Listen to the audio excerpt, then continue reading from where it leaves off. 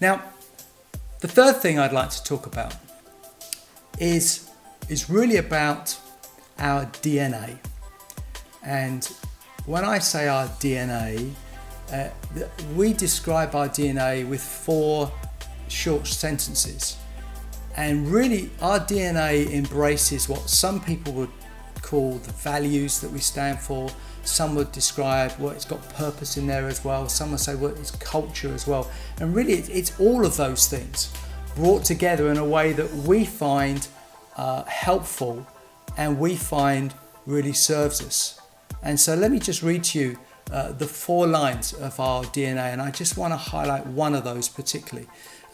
We describe our DNA like this: a family full of grace and truth, called to serve and reflect our community, knowing the word and the power of the Spirit, and seeking to equip and release everyone into God's purposes. And those 4 lines that are DNA, we feel that's really helped to articulate who we feel God's called us to be. And when we multiply into the west of the town, we are looking to multiply that. We're going to say that's who we are. That's what we want to see in the west as well as in the east. And in fact, a few months ago, maybe 6 weeks ago, actually, I think it was, that the wider team, what we call the senior leadership team, it's the elders plus some other leaders, we gathered together and we talked about our DNA. And we asked the question, where are we strong? Where are we less strong? Where do we need to invest some energy in or ask God to help us in? And we discussed around in a number of areas, but we all landed on one particular area we felt that we're not as strong as we'd like to be. And that really was in the area of the Spirit. So we talk about knowing the word and the power of the Spirit. I would say, and all of us said that, we're stronger in the word than we are the Spirit. And so we agreed together we need to do some things in order to strengthen who we are and give who we are in the life of the Spirit, if you like. It's not like this is a new revelation to us. We have been pursuing this for many years. But we just felt we've tried some things and they've helped us, but we felt we needed to push again and say, how can we strengthen further?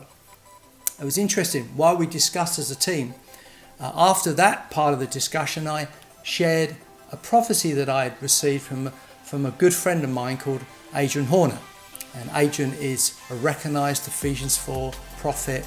He's also been pastoring a church in Kettering, which is where he's based. And Adrian sent a prophecy which some of you would have seen. And the first line of that prophecy said these words: I see an upgrade of the Spirit for you, personally and corporately. Expect a fresh outpouring.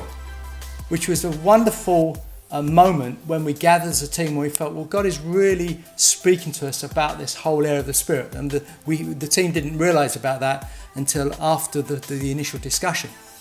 And so we pursued that a little bit.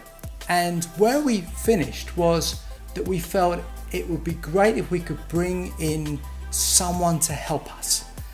Bring in a gift, if you like. Bring in an Ephesians 4 prophet that could really help us, bring leadership, really be released amongst us, and maybe for a short period of time, who knows, but just given space to have someone that can help strengthen us in this area.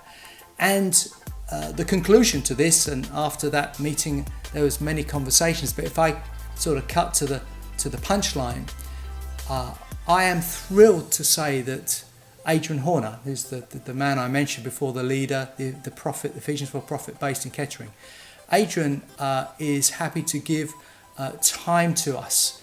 And so he's going to start working with us a day a week from September. And part of what he's going to be doing is going to be helping to strengthen us in the area of the Spirit, in the prophetic, in encountering God, and really ensuring that we are true to our DNA. We feel it's important that we do this now, because if we're going to multiply into the West, we want to make sure we multiply who we are called to be. And I feel that Adrian has said yes.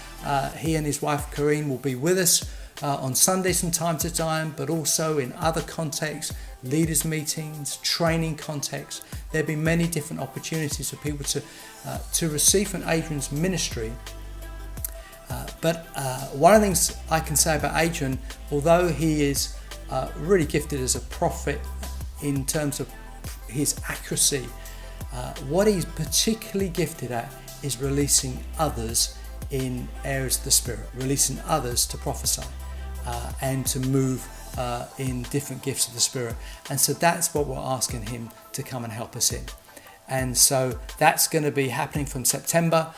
Adrian and Corinne will be with us on our Vision Sunday in September, and so hope you can make that. I'm looking forward to introducing him to you all if you haven't met Adrian already, although I know many of you have, but that's a great change. And so Adrian's going to be with us for 12 months, and then we're going to see where that goes. And there's another area that Adrian's going to be involved in, but I'll explain that more on another video because it needs a bit of unpacking. So that's the DNA, strengthening the Spirit.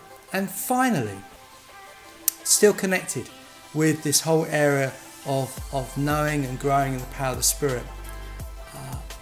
It's amazing how the way God works sometimes, where you hear him and you put energies into something, and then by his sovereignty and his grace, he then moves.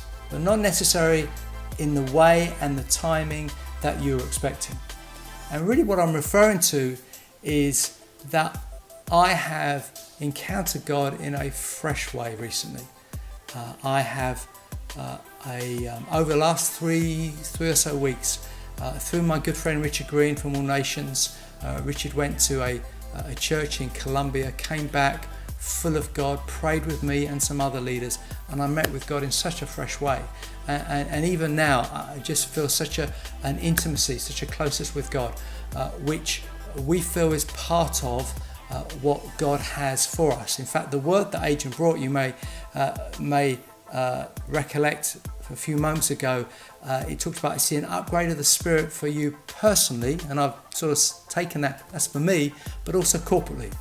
And so we've begun praying with people, giving space for that, maybe in a way we haven't done recently. So last Sunday, we prayed with a number of people, and God poured out his Spirit on us. It was truly glorious. There was many tears, there was some laughter, there was real breakthrough in people's lives. And this week I've had so many conversations and messages of how God is working in many people's lives. And so it's that's really why I want to finish this video, is to say we feel God is moving in a fresh way amongst us.